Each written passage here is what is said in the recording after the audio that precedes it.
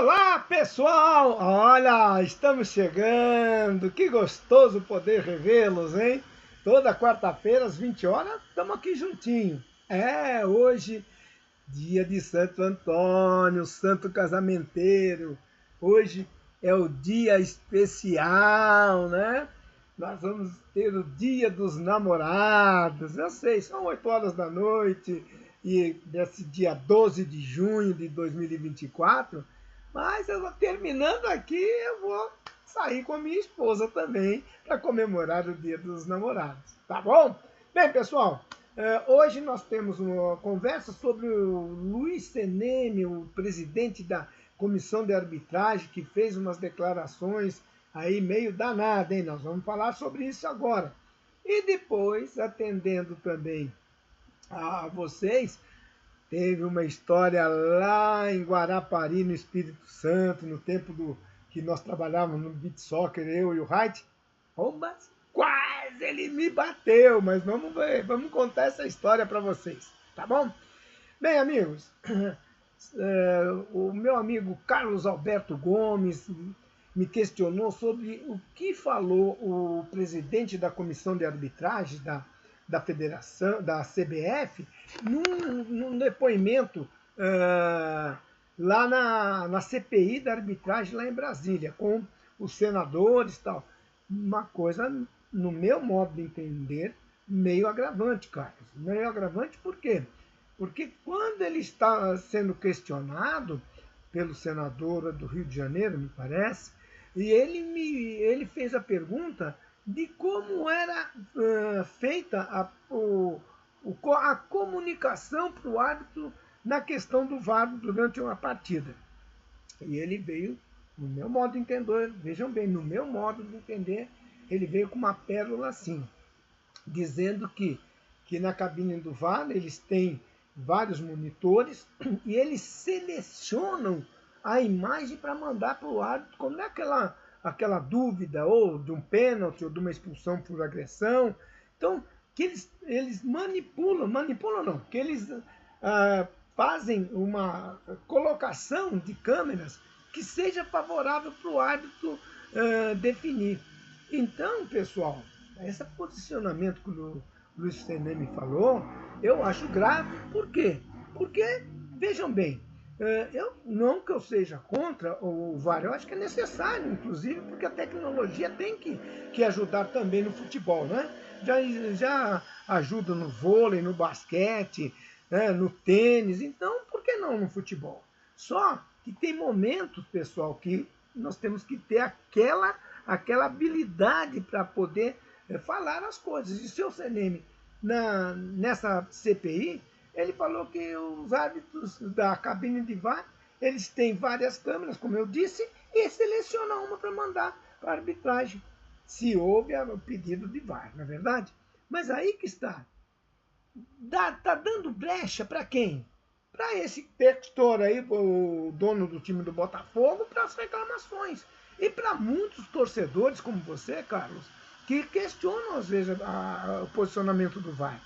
Porque eu entendo o seguinte: houve um lance duvidoso na área, o árbitro que está na cabine de VAR são árbitros que já estão na FIFA, né, como vedores do VAR internacionais, né? Então, alguns ex-árbitros, né, que estão já com distintivo da FIFA relacionado a isso. Então, se ele vai selecionar essa imagem, meu Deus do céu, ele seleciona o que ele acha melhor lá em cima. E aí, meus amigos, que surge essa questão da manipulação que tanto o presidente do Botafogo está reclamando.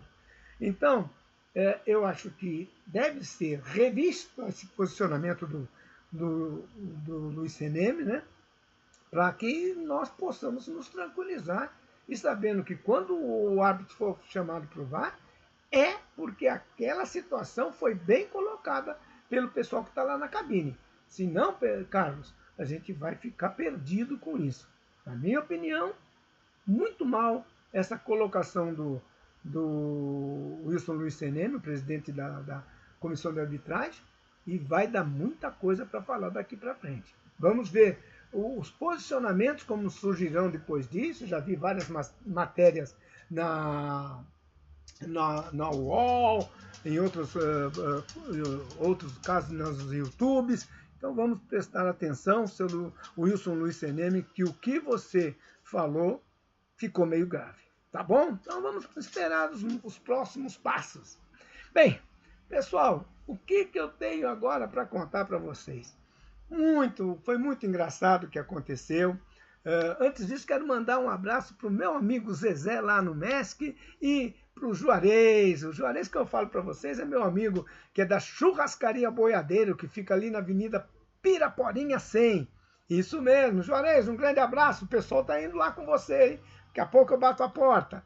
Bem, nós apitávamos, como vocês todos sabem, muitos anos eu e o José Roberto Reit apitávamos o beach soccer, né? Inclusive eu e o Reit que conseguimos fazer a regra do jogo, né? Ajudado juntamente com o Bacalhau, com o Fúvio, mas aí que está. Nós estávamos lá em Guarapari, estávamos fazendo um jogo, foi um campeonato de seleções, né? E estava jogando, acho que a equipe de São Paulo e Goiás, ou São Paulo e Distrito Federal.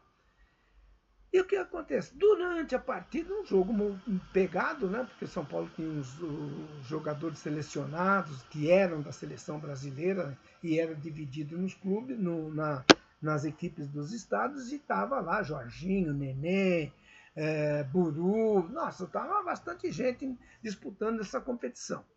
E vamos lá pelas tantas, tinha um jogador do Distrito Federal que estava reclamando, né? Como muito jogador a gente já sabe, jogador reclama sempre, né? Se é a favor reclama, se é contra reclama também. Então isso que estava acontecendo. E o Reit começou a se enervar com essa situação, né? O Reit dando a bronca, o Reit, né? 1,80 m e pouco, 1,85 m mais ou menos, aquele foi já lutador de judô, de jiu-jitsu, sei lá. Ele é uma pedreirona, né?